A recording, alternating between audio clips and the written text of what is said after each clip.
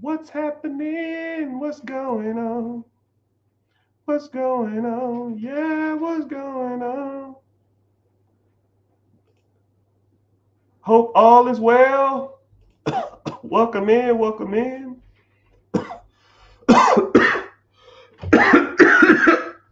Welcome in from all social media platforms: Facebook, YouTube, Twitch, Instagram, Facebook, X, Twitter, whatever you want to call it, TikTok. And yeah, I don't know what we're going to talk about today, but I'm glad you're here. So I guess let's talk about evaluating businesses or buying businesses, because I guess that's the subject we was on. I was, discussing with an individual earlier about selling his or her business, and they was wanting to know what it's worth.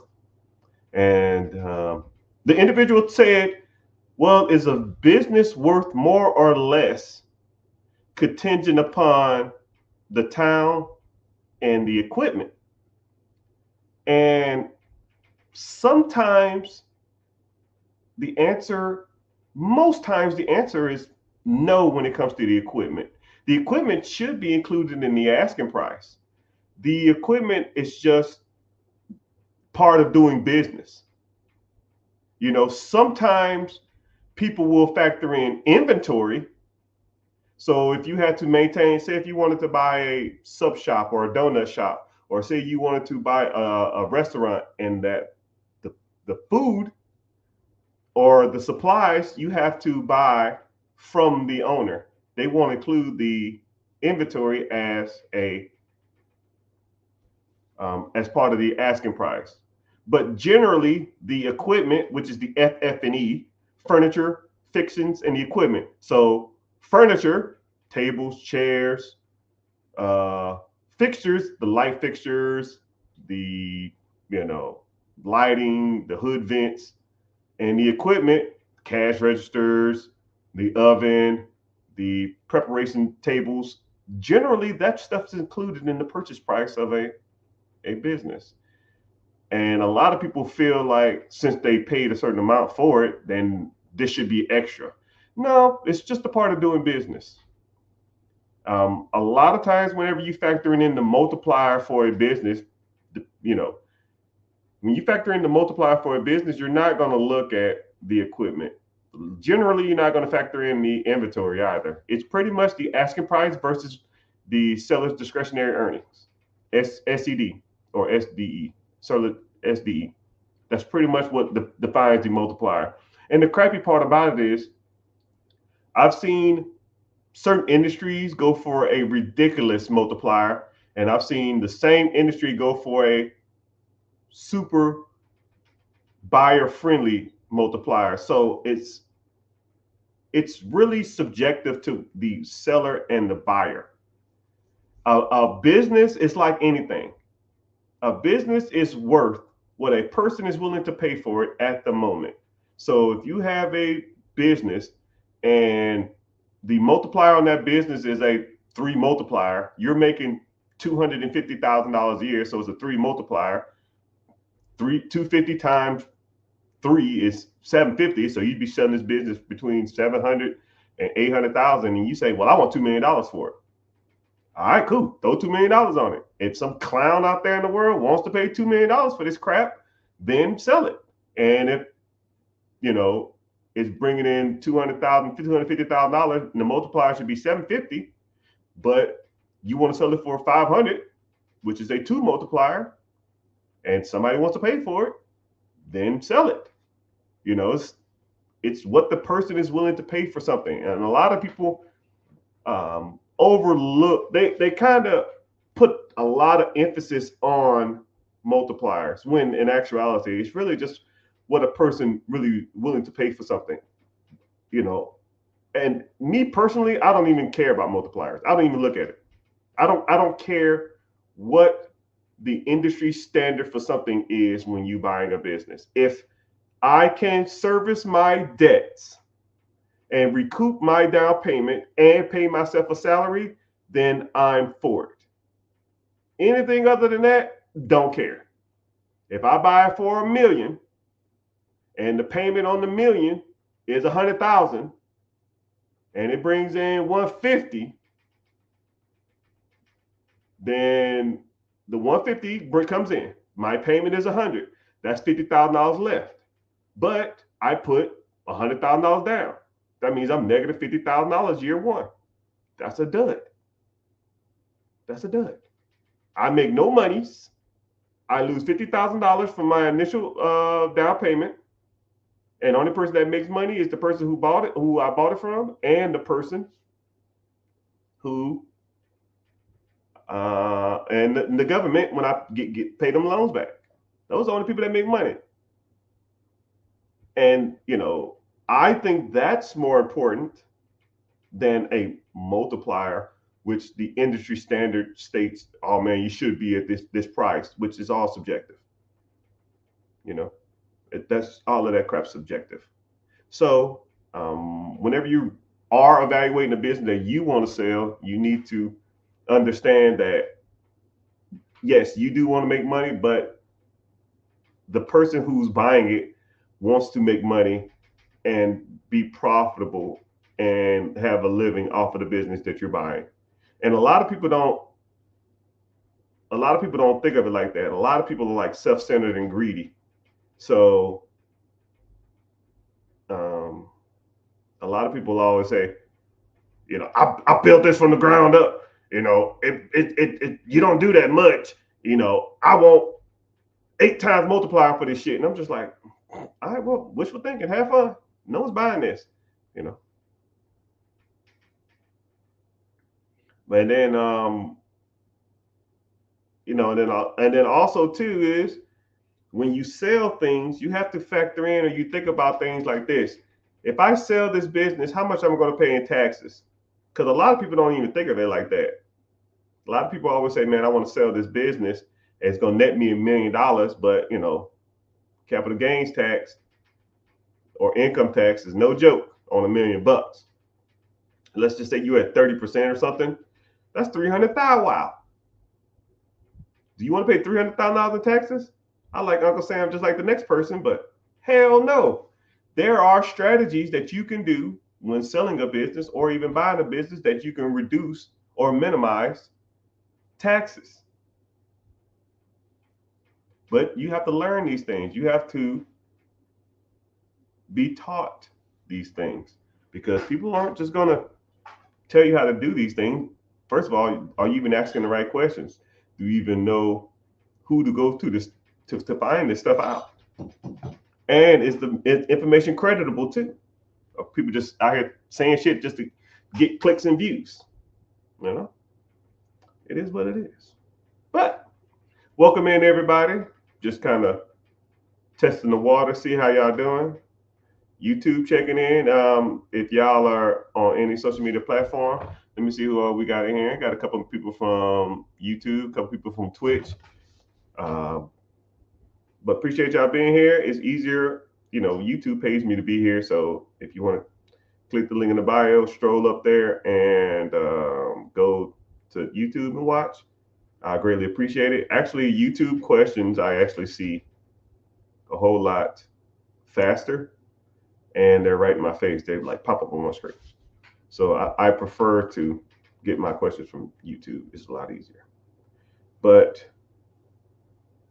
since I guess we're on a business subject, let's talk about wanting to buy, I guess, your first business, okay? Because there's a lot of people that come to me and say stuff like, man, I want to buy my first business. I don't know where to start. I want to take over something that's already existing. I don't want to be there. I want to do this. I want to do that. Okay. We'll talk about that. So first thing you need to establish is that you want to do it, right? It's just you have to say or commit to the idea of wanting to buy a business. And I tell people to turn off what you want and turn on the process of doing it, because wanting a business should take precedence over what you want. It's good to have ideas, but once you start evaluating certain industries and breaking down certain numbers of particular businesses, a lot of times something else will pop out to you more so than what you're than what you want. Because like I said before, a lot of people say, "Yeah, I want a laundromat," and then they start looking at laundromats and they're like, "Are these any good?" And I say, "Okay, cool, let's break them down." And we start looking at the numbers of laundromats, and you go, "Well, damn, these kind of suck." And I say, "Yeah, they do suck." You start looking at laundromats around the world or around the nation. Man, these all of these suck. Yeah, I always use the analogy of Jordans.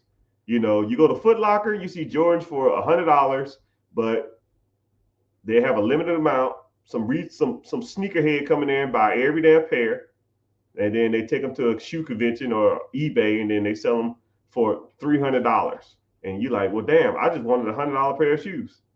Yeah, well, now you got to pay 300, which is kind of jacked up. You buy them, people buy them and think they're sitting on a gold mine, and then they try to upsell them for more than what they're really worth because people are in love with the idea of laundromats.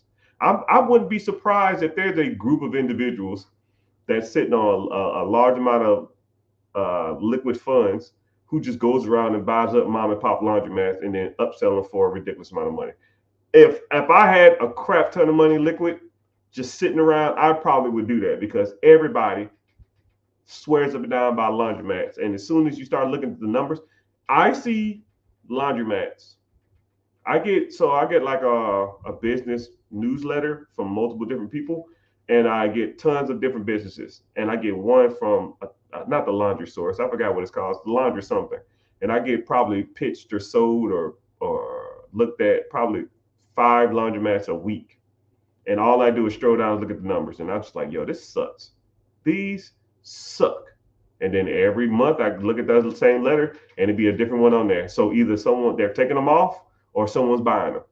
And I wish I could sit down to anybody, especially laundromats, but almost really anybody. If anybody ever wants to buy a business, I wish I could sit down with them for at least a half an hour and just say, yo, this is what you need to be looking for, right? Don't be in love with the ideal of, man, I want a laundromat. I can make it so pretty. I could paint my machines gold. It could be a cool, hip area. I could do fuck that. Does this shit make money, man? That's what you need to be focused on.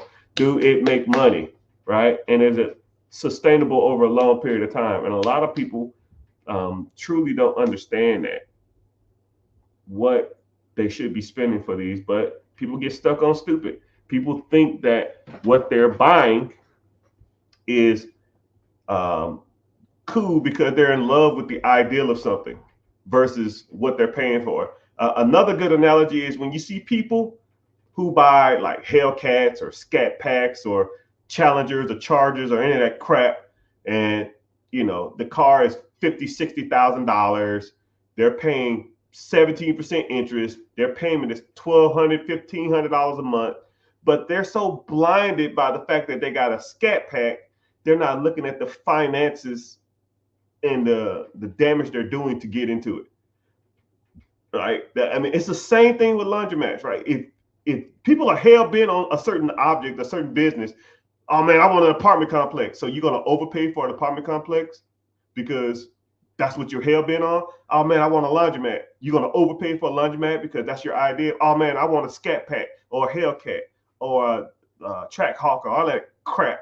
And then now you're stuck on stupid, thinking that I'll do anything to get in this car. I'll do anything to get into this apartment complex. I'll do anything to get into this business. When in actuality, that business, that car or that apartment complex is super overpriced and it's not worth half of what you're going to pay for it. But yet, you're going to do it anyways because you have an ideal in your head and you think that me being persistent and me going out for my goals and me going out for my dreams and me, striving for what I want is the way to do it. But you're just going about it the wrong way, right? And then sometimes, you got to tell people that shit's dumb. That doesn't make sense, right? And then once you look at it from a numbers perspective, once you look at stuff like that from a numbers perspective, it'll always stand out as a bad idea or a good idea. And once you start looking at the things from a numbers perspective and you're just like, damn, I can do this. This makes sense.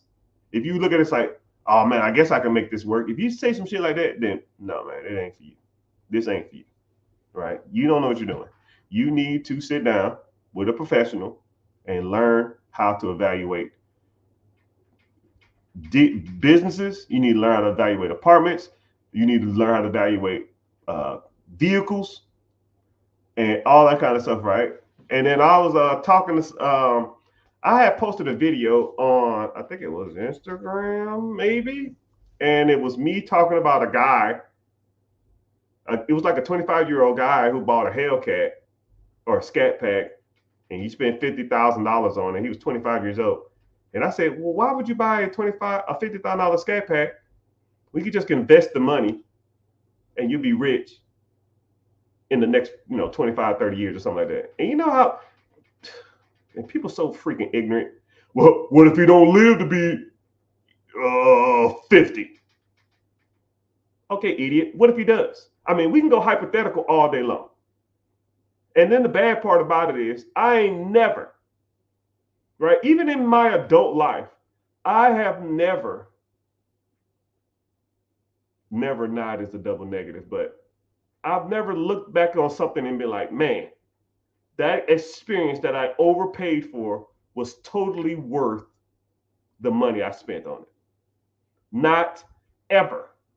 I've never looked at an experience that I overpaid for and said, man, it was totally worth it.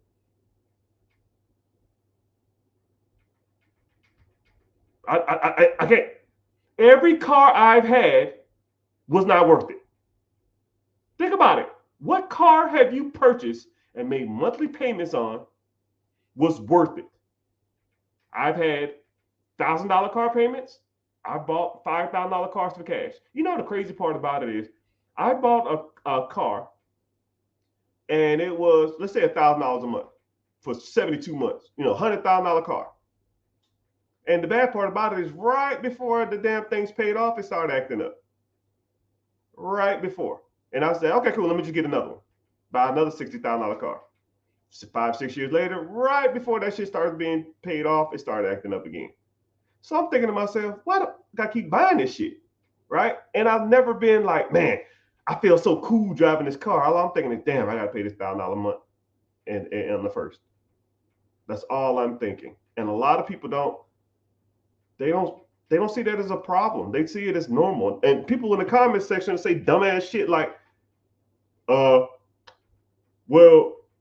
he needs a car. Yeah, he needs a $55,000 Scat Pack. Who need a $50,000 Scat Pack? And I put him at 8% interest. 25 years old.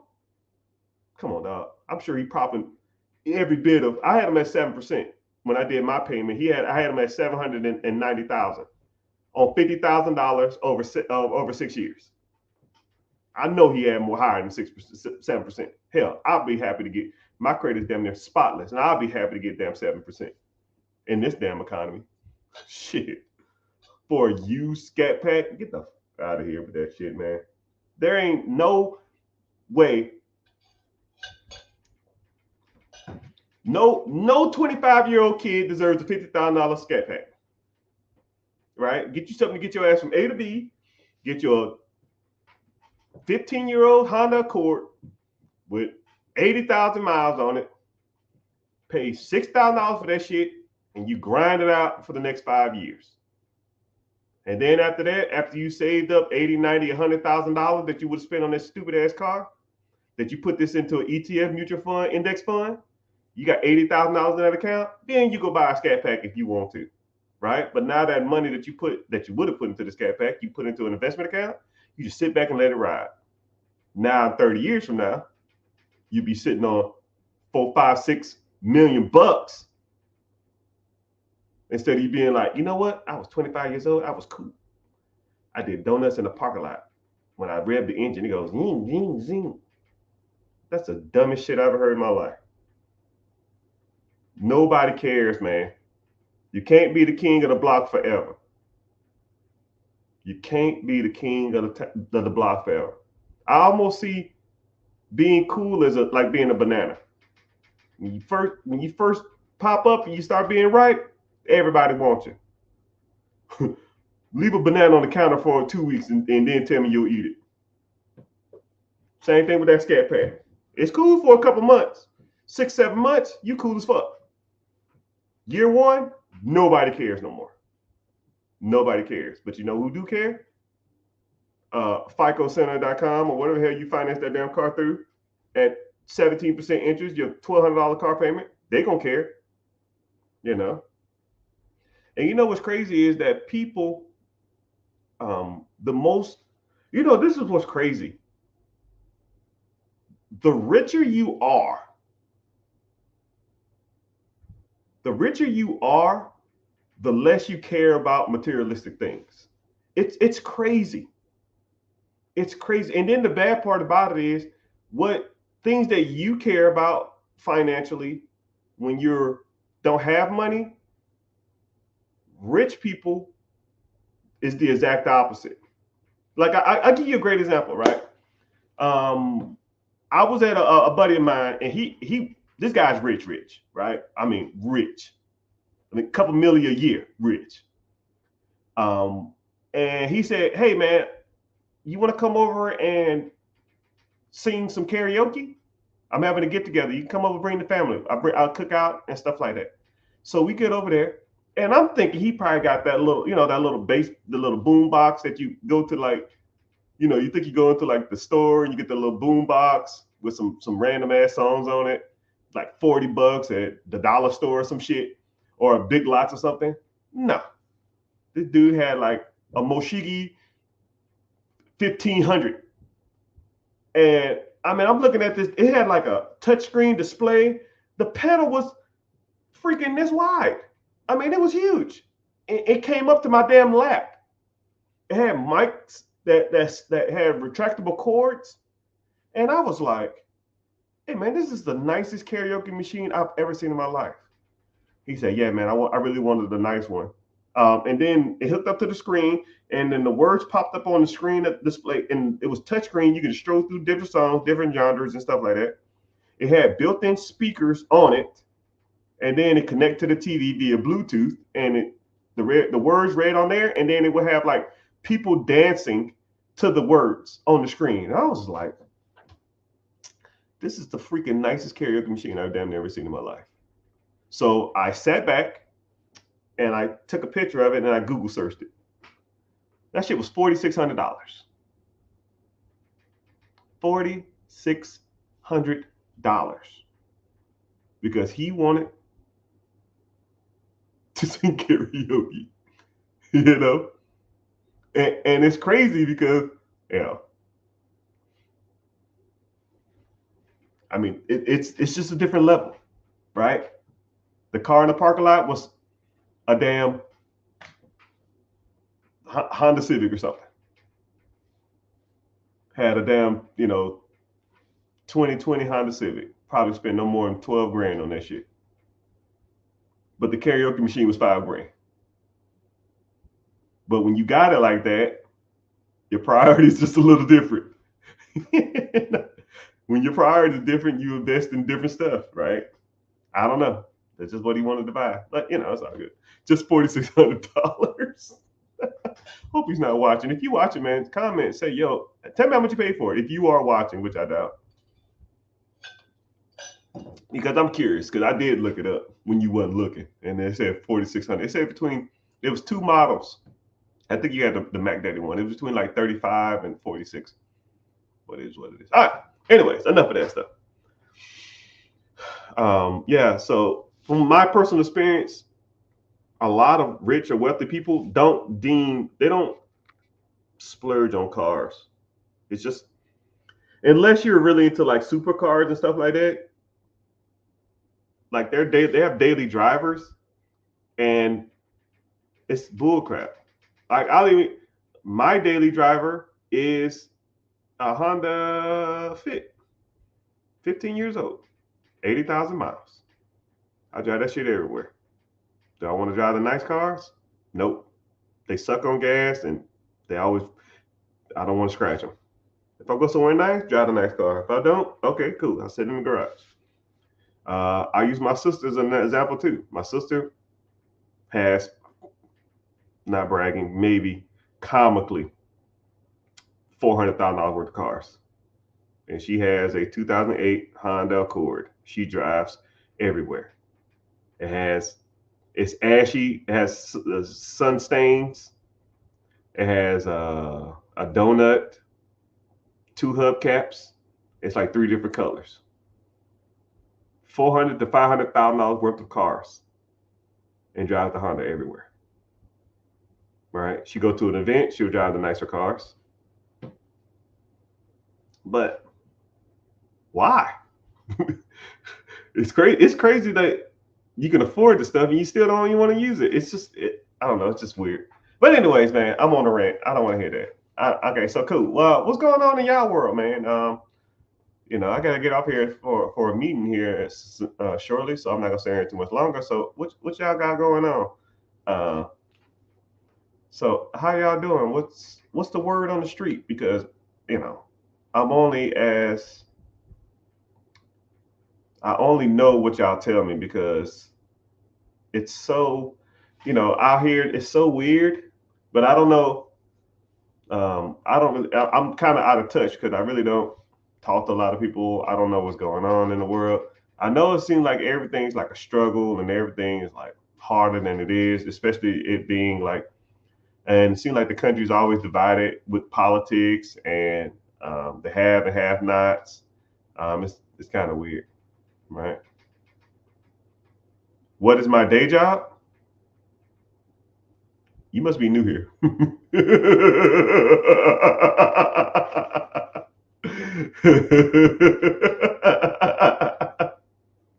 Well, glad you asked. Um, I used to be full time active duty military. I did that for 21 years. I retired. While I was in the military, I did 21 years. My sixth year in the military, I bought my first piece of real estate, and I used zero down payment. Well, I saved up 10,000. Then but I didn't use any of it. I bought it zero down, and then I said, well, shit, I could do 0% down. And then I rented it out for 1,500, and my payment on it was like 9.25. So I was making 575 a month. I was like, well, shit. If I did it once, I can do it twice. Bought the first, second property, then I bought my third, I bought my fourth, and I spent the next probably 5 years buying up pretty much any and everything around me. So once I did that, I started making more money buying and selling houses than I was being in the military. So what I did is, because the military doesn't like you to, they don't like conflicts of interest. So for example, let's say if the military is paying me, the military was shit paid, right? Let's say if I was getting paid $2,000 a month or $1,000, $500 a week or something like that. $2,000 a week or $2,000 a month. That's, I don't know, $24,000 a year. And let's say if I, $2,000 a month. Let's say if I had 5 rental properties and the 5 rental properties were paying me $400 a month. That's $2,000 a month. So 5 rental properties was paying me the same amount of money as being in the military. And let's say if I sold one of those properties and I profited, 40 grand or 50 grand. Well, shit, I made twice as much in one sale of a property from a flip than I would in 2 years of military service. So after I just kind of got a hang of that, I try to keep my money silent. You know how hard it is to be making more money than pretty much everybody on your military establishment, and you really can't say shit about it because they'll kick you out or they'll say something, and people judge, man. When people are making $24,000 around you, and your sergeant or your majors or your captains are making 50,000, 55,000, and they coming in with their nice little shiny trucks, and I'm pulling in with better cars than them, making 3 times as much as them. I'm bringing home 100 grand a year. People start to hate, and they start talking shit, and they always got something to say. So I came to the realization that I got to keep this stuff on the under. I just never really talked about what I did. And then I started kind of hiding my income. I started driving shit boxes because people hate it. Especially when they say, you know, yo, man, I know you make money because the way you talk, how much you making? And if I kind of gave them a little synopsis, then they start judging me. People are your friends until they know that you're doing better than them, than your enemy. Ooh, that's a quote. Woo! I could put that on a t-shirt. People are your friends until they know you're doing better than them. Now they're your enemy or they envy you. No lie detected. Bars. Because people are happy for you. People are rooting for your success, but people really don't want to see you succeed. They're saying, hey, man, good job. I see you on the podcast. I see you on the lives. I see you on the TikToks. You really be talking about that stuff? Yep. How much money did you make doing this? Last month, I don't know, 27,000. Get the fuck out of here. Show them your bank account. They don't fuck with you no more. Or then they'll start asking for money. Oh, give me a, why don't you? Or then they'll start telling you what to do with your money. Well, you drive a piece of crap Prius. Or you drive a 4x2 pickup truck with 4 different colors. Or man, you drive a Honda. Why? I know you can afford it. Stop being so cheap. But you shut up.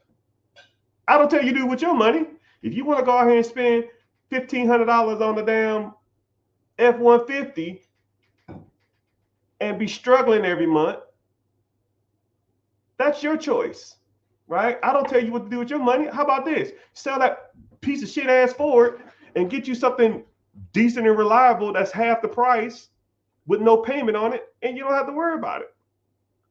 And then you can invest your money. Oh, what really bothered me when I was in the military is I would show people how to do stuff, and then they just do it. You know, people want guidance, but people don't take your guidance. It's almost like they're hearing you, but they ain't listening. Hey man, you need to probably go into this account. You probably need to buy a house. You probably need to invest in this. You probably need to start looking into this. Oh man, that's pretty cool, man. That's pretty smart. 6 months later, nothing, bro. Anyway, so anyways, back to the question at hand. I was in the military for 21 years, served multiple wars, lived over all different places. Oh. And then I started buying a lot of real estate. And then I had a decent units. This is where the game changed. This is where I went from doing okay to doing like baller status, right? I don't really, baller status is kind of subjective too, but I was playing golf, and I was with my neighbor who was a professional golfer, but he's retired. It was 2 other guys with him and another older guy, which was his friend. But the other 2 guys was the more relevant. I asked them, hey man, what do you do? He said, oh, I'm a real estate investor. I said, oh man, I invest in real estate too. He said, oh, I said, well, how many units? We call them doors in the industry. How many doors you got? I kind of started talking about my stuff. He was like, oh, okay, that's cool. I was like, that's cool. Like, oh man, that's cool. That's cute. Like, what the fuck? What do you mean that's cool? I said, what about yourself? This mother clucker talking about I got 30, either 31 or 32, 30, I think it's 31 or 3,300 units. Or doors. So you got 3,100 doors. He said, yep. I said, get the fuck out of here. Dude, you're like 29 years old. And he said, well, that's what I got. I said, man, get the hell out of here. You ain't got no damn 31. He's like, yeah, I do. And I said, all right, whatever. And I started talking about like how they do it, like birth strategy, syndication, wholesaling, fix and flip, syndication, lease options, commercial, multifamily. And he knew what he was talking about. And I was like, okay, yeah, this guy's not fucking around. So then I started talking to the other guy, and he says, I'm in private equity. And he said, I said, what does that mean? I said, I've always heard that term, but I don't know what that means. He said, private equity is just buying existing companies and holding them for a certain amount of time and then selling them. And he said, and I said, like, do you just Like you just buy them and then pay them off and then you sell them to someone else or something? He said, no, but once you understand what businesses should be selling for, once you see something that's underpriced, then you could just buy it. And once you buy it, you put some systems in place, you make it more profitable, and then you sell it for what it's worth. Right? And a good analogy, I'll always do this. Let's say I'm y'all comment y'all cars, right? So the first person who comments their car, I will do the analogy that he gave me. He said, yo, man, what kind of car you got? So I always like this analogy. So I'm gonna kind of break this down for you, how private equity is buying something undervalued is. Okay, someone said a Mazda. Okay, let's say your Mazda is worth 10 grand. Okay, it's worth $10,000 all day, all over America. Okay, and you said, I want you to start looking for Mazdas for sale. You said, okay, cool. You start looking for Mazdas, your year, your mileage, your color, whatever. 10,000, 11,000, 10,000, 9,000, 9,500, 11,000, 10,000, 10,500, $4,500. Wait, if I was looking and the average Mazda was selling for between 9 and 11,000, and I see one for 4,500, that's half the price. Hey, what's going on? Why are you selling this? Right? Man, I got a court date. I'm going to jail. I got 4 years and I need to sell this ASAP.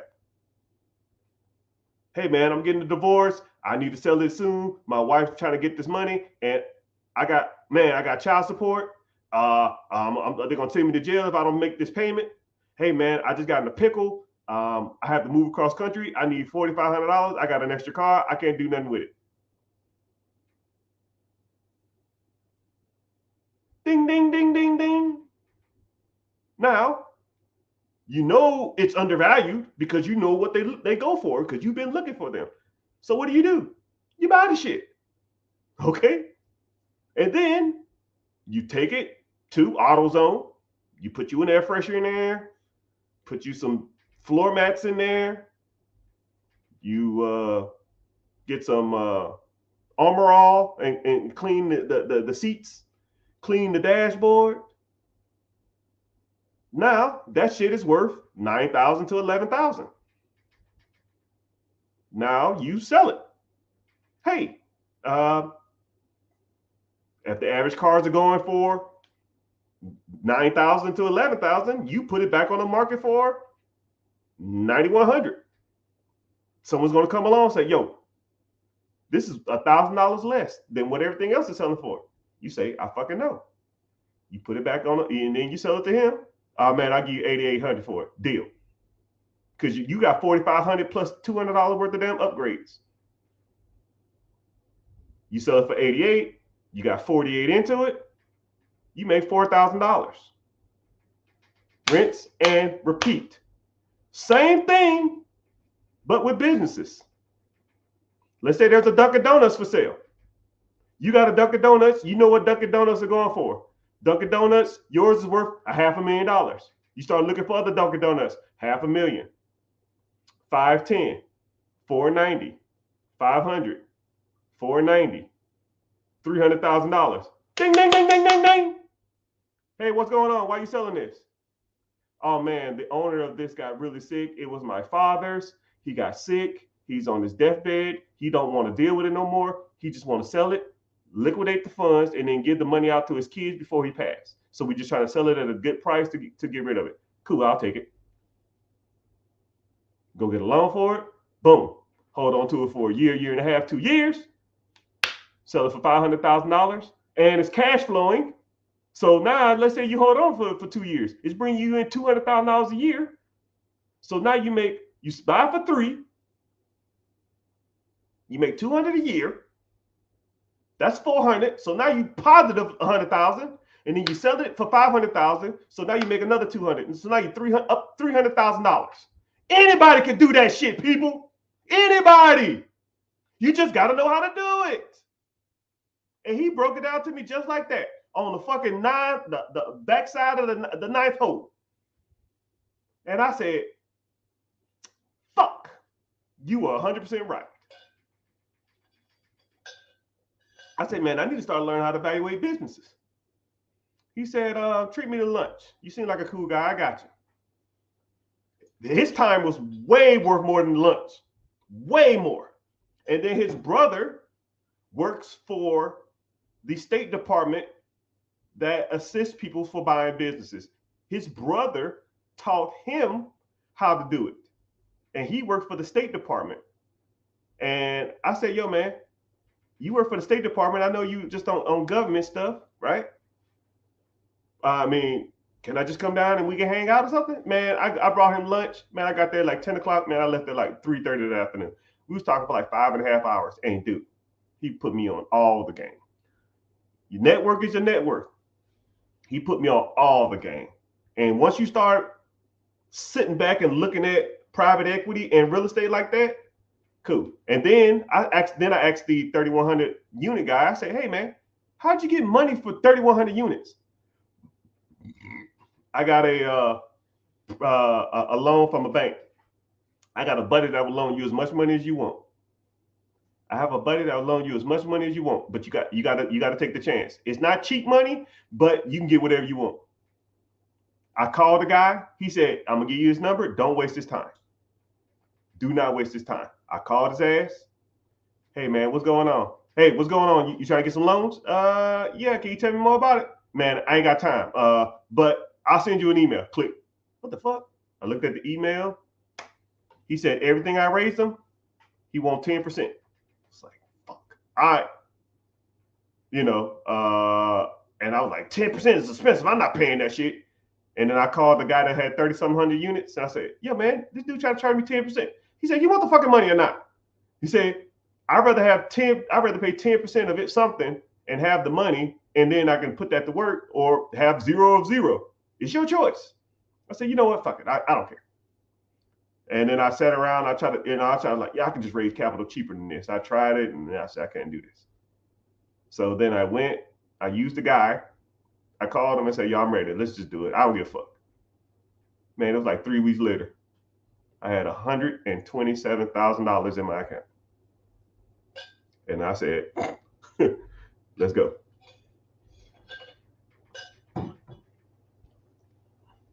$127,000. Let's go. So then I started looking at real estate and private equities. And then it was just off to the races.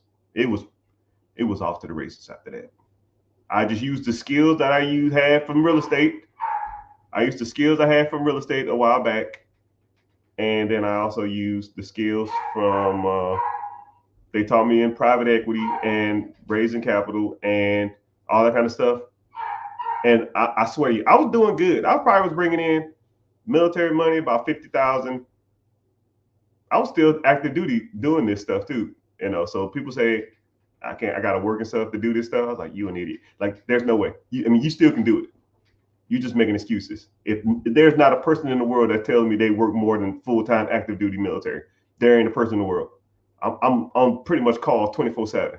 I'm working 12-hour shifts doing war exercises and stuff like that, while on the phone with conducting, $100,000 deals in a bunker. You can't tell me. No excuses. Don't want to hear that shit. And I was probably bringing in $140,000, $150,000 a year between the real estate and my full-time job in like 2000. And I had a decent amount of properties, but I wasn't bringing in that much money. And then after I did that, I shot to the moon. I was gone. Then after about 2 years of taking that money and just flipping it, then I started having like 6-figure months. So 6 figures, the most I've ever made in 1 month, if the IRS is not listening, $350 a month, which it is what it is, man. It is what it is. Allegedly. It pretty much catapulted my business, right? So for those people that thinking they're out there, they can't do this, so they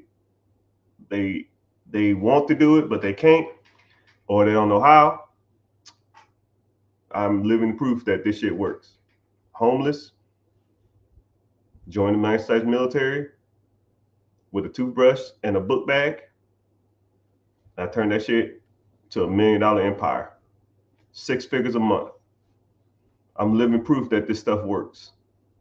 I'm living proof that if you knew what you were doing, you had access to the material, you had access to the know-how, you had access to the capital, you can make it work. You just need to take action.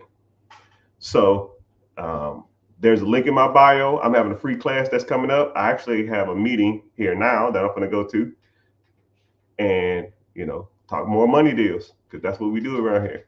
But if you're interested, click the link in the bio, join the free class. But if you're not, oh well, I'll be here waiting and just sitting here doing my own thing, stacking all this money, because there's a lot out here. You just got to go ahead and get it. But I appreciate your time, everybody. Thank y'all for being here. Make sure you're following on Instagram, Facebook, Twitter, Twitch, all those social media platforms. Thank you for watching, and hope you found value in this. I hope you're inspired, and I hope you go out there and pursue your dreams. And if you need help with those dreams, you always got a buddy. You got a friend in your boy.